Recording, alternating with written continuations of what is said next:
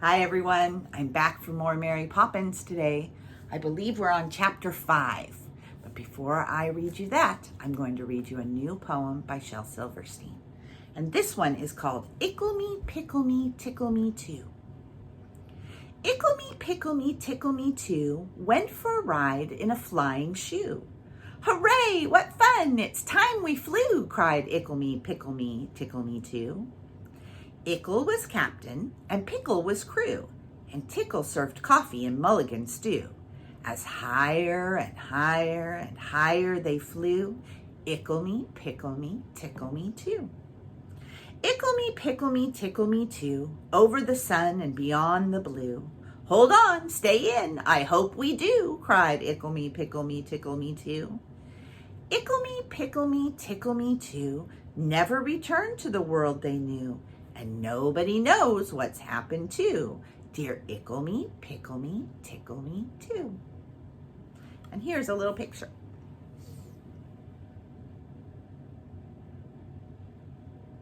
You can see I'm reading this book to you of poems off of my tablet. Normally I read out of books, but I could not find the book of Where the Sidewalk Ends, and so I had to get it for my tablet. I think Sarah might have it with her at college. All right, let's read some Mary Poppins. I'm going to get nice and comfortable. Ready?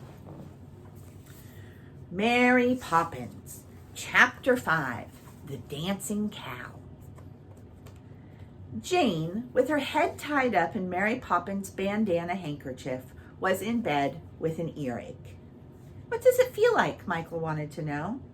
It feels like guns going off inside my head, said Jane. Cannons? No, pop guns. Oh, said Michael, and he almost wished that he could have an earache too.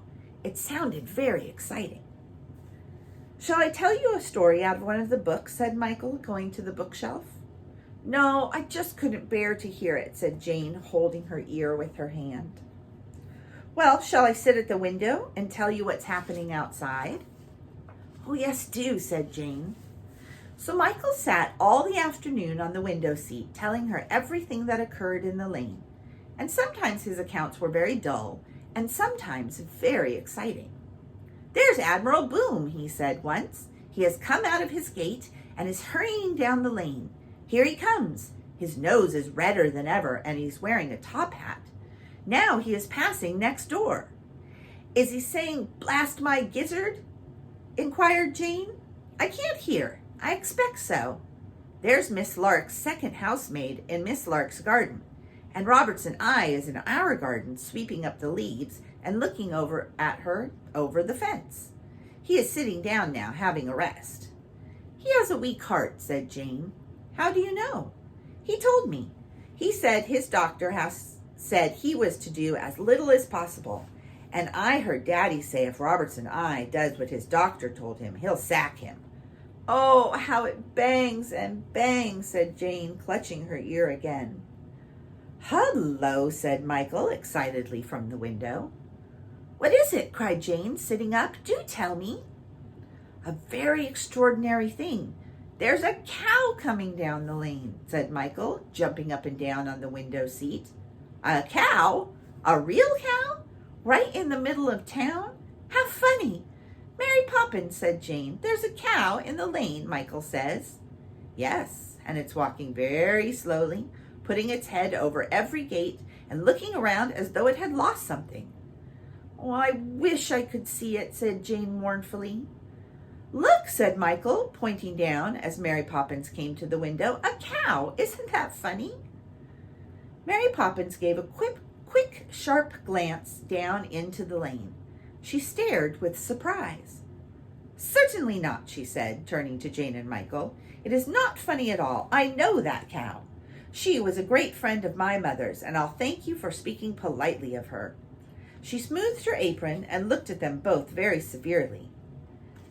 How long? Have you known her long? Inquired Michael gently, hoping that if he was particularly polite, he would hear some more about the cow. Since before she saw the king, said Mary Poppins. And where was that? Asked Jane in a soft, encouraging voice. Mary Poppins stared into space, her eyes fixed upon something that she could not see. Jane and Michael held their breath, waiting. "It was long ago," said Mary Poppins, in a brooding, storytelling voice. She paused as though she were remembering events that happened hundreds of years before that time, and then she went on dreamily, still gazing into the middle of the room, but without seeing anything. "The Red Cow, that is the name that she went by, and very important and prosperous she was too, so my mother said. She lived in the best field in the whole district, a large one full of buttercups the size of saucers and dandelions that were rather larger." Here is the cow and all the flowers.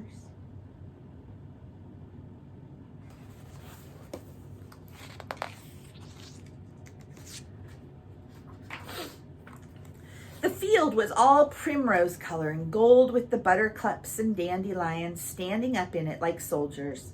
Every time she ate the head off one soldier, another grew up in its place, with a green military coat and a yellow busby.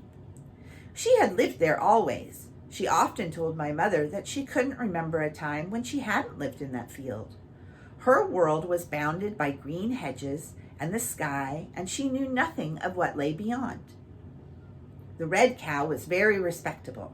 She always behaved like a perfect lady, and she knew what was what. To her, a thing was either black or white. There was no question of it being gray or perhaps pink. People were good or they were bad. There was nothing in between. Dandelions were either sweet or sour. There was never any moderately nice ones. She led a very busy life. Her mornings were taken up in giving lessons to the red calf, her daughter, and in the afternoon she taught the little one deportment and mooing and all the really well-brought-up calf things that a well-brought-up calf should know. Then they had their supper, and the red cow showed the red calf how to select a good blade of grass from a bad one, and when her child had gone to sleep at night, she would go into a corner of the field and chew the cud and think her own quiet thoughts. All of her days were exactly the same. One red calf grew up and went away, and another came in its place. And it was natural that the red cow should imagine that her life would always be the same as it had always been. Indeed, she felt that she could ask for nothing better than for all of her days to be alike until she came to the end of them. But at the very moment she was thinking these thoughts, adventure, as she afterwards told my mother, was stalking her. It came upon her one night when the stars themselves looked like dandelions in the sky, and the moon was a great daisy among the stars. On this night, long after the red calf was asleep, the red cow stood up suddenly and began to dance. She danced wildly and beautifully and in perfect time, though she had no music to go by. Sometimes it was a polka, sometimes a Highland fling, and sometimes a special dance that she had made up out of her own head. And in between these dances she would curtsy and make sweeping bows and knock her head against the dandelions. "Dear me," said the red cow to herself, as she began on a sailor's hornpipe, "what an extraordinary thing. I always thought dancing improper, but it can't be, since I myself am dancing, for I am a model cow." And she went on dancing and thoroughly enjoying herself. At last, however, she grew tired and decided that she had danced enough and that she would go to sleep. But to her great surprise, she found that she could not stop dancing. When she went to lie down beside the red calf, her legs would not let her. They went on capering and prancing, of course, carrying her with them. Round and round the field she went, leaping and waltzing and stepping on tiptoe. "Dear me," she murmured at intervals with a ladylike accent. "How very peculiar!" But she couldn't stop. In the morning she was still dancing, and the red calf had to take its breakfast of dandelions all by itself, because the red cow could not remain still enough to eat. All through the day she danced, up and down the meadow and around the meadow, with the red calf mooing piteously behind her. When the second night came, and she was still at it, and still could not stop, she grew very worried, and at the end of a week of dancing, she was nearly distracted. "I must go and see the king about it," she decided, shaking her head. So she kissed her red calf and told it to be good. And then she turned and danced out of the meadow and went to tell the king. She danced all the way, snatching little sprays of green food from the hedges as she went, and every eye that saw her stared with astonishment. But none of them were more astonished than the red cow herself. At last she came to the palace where the king lived. She pulled the bell rope with her mouth, and when the gate opened, she danced through it and up the broad garden path till she came to the flight of steps that led to the king's throne. Upon this the king was sitting, busily making a new set of laws. His secretary was writing them down in a little red notebook, one after the other, as the king thought of them. There were courtiers and ladies in waiting everywhere, all very gorgeously dressed and all talking at once. "How many have I made today?" asked the king, turning to the secretary. And the secretary counted the laws he had written down in the red notebook. 72, your majesty, he said, bowing low and taking care not to trip over his quill pen, which was a very large one. Not bad for an hour's work, said the king, looking very pleased with himself. That's enough for today. And he stood up and arranged his ermine cloak very tastefully. Order my coach. I must go to the barber's, he said magnificently. It was then that he noticed the red cow approaching. He sat down and took up his scepter. "What have we here, ho?" he demanded, as the red cow danced to the foot of the steps. "A cow, your majesty," she said simply. "I can see that," said the king. "I still have my eyesight. But what do you want? Be quick, because I have an appointment with the barber at 10. He won't wait for me longer than that, and I must have my hair cut. And for goodness sake, stop jigging and jagging like that," he added irritably. "It makes me quite giddy." "Quite giddy," echoed all the courtiers, staring. "Well, that's just my trouble, your majesty. I can't stop," said the red cow piteously. "Can't stop? Nonsense," said the king furiously. "Stop at once. I, the king, command you." The red cow made a great effort. She tried so hard to stop dancing that every muscle and every rib stood out like a mountain range all over her, but it was no good. She just went on dancing at the foot of the king's steps. "I have tried, your majesty, and I can't. I've been dancing now for 7 days running, and I've had no sleep and very little to eat. A white thorn spray or two, that's all, so I've come to ask for your advice." Very curious," said the king, pushing the crown to one side and scratching his head. "Very curious," said the courtiers, scratching their heads too. "What does it feel like?" asked the king. "Funny," said the red cow, and yet she paused as if choosing her words. "It's a rather pleasant feeling too, as if laughter were running up and down inside of me." "Extraordinary," said the king, and he put his chin on his hand and stared at the red cow, pondering on what was the best thing to do. Suddenly he sprang to his feet and he said, "Good gracious!" "What is it?" cried all the courtiers. "Why, don't you see?" said the king, getting very excited and dropping his scepter. "What an idiot I was not to have noticed it before, and what idiots you were!" He turned furiously upon the courtiers. "Don't you see that there's a fallen star caught on her horn?" "So there is," cried the courtiers, as they all suddenly noticed the star for the first time. And as they looked, it seemed to them that the star grew brighter. "That's what's wrong," said the king. "Now, you courtiers had better pull it off so that this lady can stop dancing and have some breakfast. It's the star, madam, that is making you dance," he said to the red cow. "Now come along, you." And he motioned to the chief courtier, who presented himself smartly before the red cow and began to tug at the star. It would not come off. The chief courtier was joined by one after another of all the courtiers, until at last there was a long chain of them, each holding the man in front of him by the waist, and a tug of war began between the courtiers and the star. "Mind my head," entreated the red cow. "Pull harder," roared the king. They pulled harder. They pulled until their faces were as red as raspberries. They pulled until they could pull no longer, and all fell back one on top of the other. The star did not move. It remained firmly fixed to the horn. Said the king. Secretary, look in the encyclopedia and see what it says about cows with stars on their horns. The secretary knelt down and began to crawl under the throne. Presently he emerged carrying a large green book, which was always kept there in case the king wanted to know anything. He turned the pages. There's nothing at all, Your Majesty, except the story of the cow who jumped over the moon, and you know all about that. The king rubbed his chin, because that helped him to think. He sighed irritably and looked at the red cow.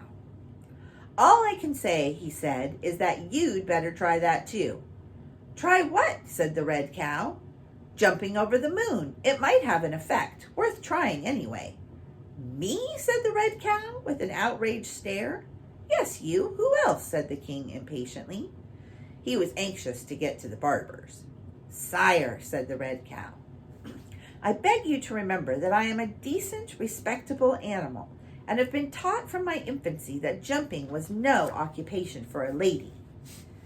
The king stood up and shook his scepter at her. Madam, he said, you came here for my advice, and I have given it to you. Do you want to go on dancing forever? Do you want to go hungry forever? Do you want to go sleepless forever? The red cow thought of the lush, sweet taste of dandelions. She thought of the meadow grass and how soft it was to lie on. She thought of her weary, capering legs and how nice it would be to rest them. And she said to herself, perhaps, just for once, it wouldn't matter, and nobody except the king need know. How high do you suppose it is? She said aloud as she danced. The king looked up at the moon. At least a mile, I should think, said he. The red cow nodded.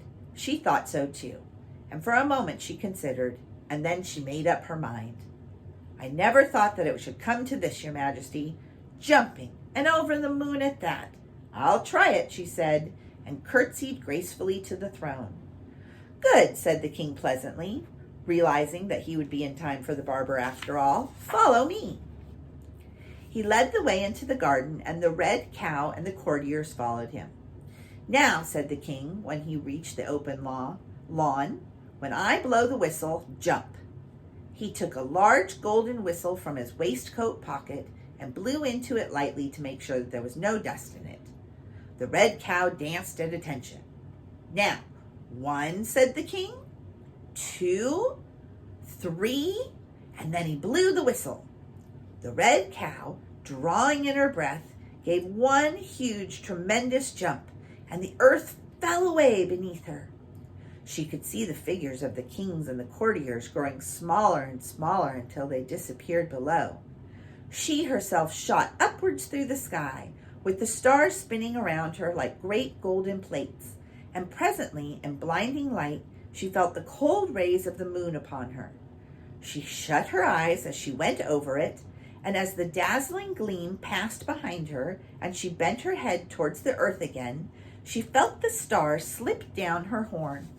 With a great rush, it fell off and went rolling down the sky, and it seemed to her that as it disappeared into the darkness, great chords of music came from it and echoed through the air. In another minute, the red cow had landed on the earth again, and to her great surprise, she found that she was not in the king's garden, but in her own dandelion field. And she had stopped dancing. Her feet were as steady as though they were made of stone, and she walked as sedately as any other respectable cow. Quietly and serenely she moved across the field, beheading her golden soldiers as she went to greet the red calf. I'm so glad you're back, said the red calf. I've been so lonely. The red cow kissed it and fell to munching the meadow. It was her first good meal for a week, and by the time her hunger was satisfied, she had eaten up several regiments, and after that she felt better. She soon began to live her life just exactly as she had lived it before. At first she enjoyed her quiet, regular habits very much, and was glad to be able to eat her breakfast without dancing, and to lie down in the grass and sleep at night, instead of curtsying to the moon until the morning. But after she had begun to feel uncomfortable and dissatisfied, her dandelion field and her red calf were all very well, but she wanted something else, and she couldn't think what it was. At last she realized that she was missing her star. She had grown so used to dancing and to the happy feeling the star had given her that she wanted to do a sailor's hornpipe and to have the star on her horn again. She fretted. She lost her appetite. Her temper was atrocious, and she frequently burst into tears for no reason at all. Eventually, she went to my mother and told her the whole story and asked her advice. "Good gracious, my dear," my mother said to her, "you don't suppose that the only one star ever fell out of the sky? Billions fall every night, I've told, but they fall in different places, of course. You can't expect 2 stars to drop in the same field in one lifetime." "Then you think if I moved about a bit," the red cow began, a happy, eager look coming into her eyes. "If it were me," said my mother, "I'd go and look for one." "I will," said the red cow joyously. "I will indeed." And Mary Poppins paused. "And that, I suppose, is why she was walking down Cherry Tree Lane," Jane prompted gently. "Yes," whispered Michael, "she was looking for her star." Mary Poppins sat up with a little start. The intent look had gone from her eyes and the stillness from her body. "Come down from that window at once, sir," she said crossly. "I'm going to turn on the lights." And she hurried across the landing to the electric light switch. "Michael," said Jane in a careful whisper, "just have one look and see if the cow is still there." Hurriedly, Michael peered out through the gathering dusk. "Quickly," said Jane. "Mary Poppins will be back in a minute. Can you see her?" "No," said Michael, staring out. "Not a sign of her. She's gone." "Oh, I do hope she finds it," said Jane, thinking of the red cow roaming through the world looking for a star to stick on her horn. "So do I," said Michael, as, at the sound of Mary Poppins' returning footsteps, he hurriedly pulled down the blind. The end. All right, so tomorrow is chapter 6, and it is called Bad Tuesday. And we will find out what happens on a bad Tuesday with Mary Poppins. I hope that you enjoyed that. I'll read to you tomorrow. Bye.